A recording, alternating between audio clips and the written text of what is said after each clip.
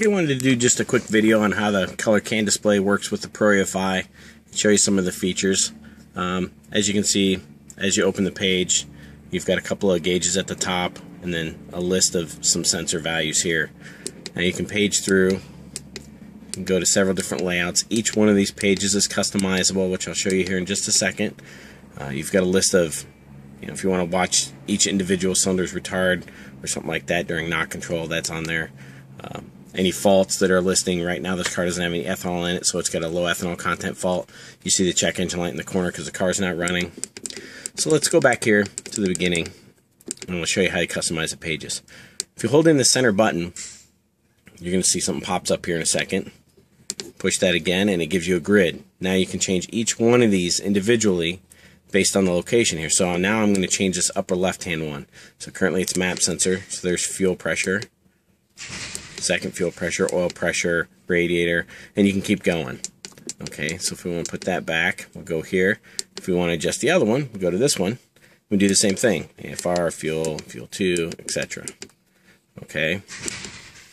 Gear, selector, turbo speed, nitrous stuff, it's all right there.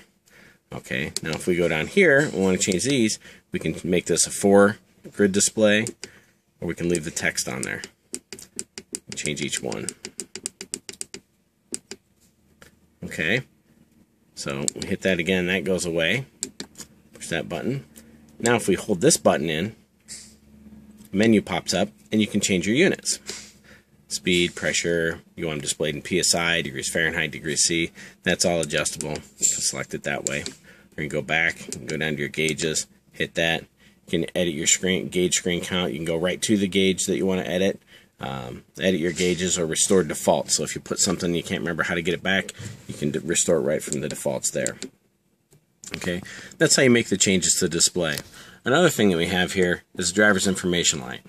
This light will give you information based on, launch boost, individual RPMs in each gear. That's all calibratable in the software. If you want first gear to give a little bit more lead because you're accelerating faster in first gear and you need a little bit more lead to hit your shift points, each gear is set at a different time and speed. So it will tell you when to shift based on how fast the car is going. So if you spin the tires, it'll hold that light off until the car's going fast enough where you need to hit the next gear.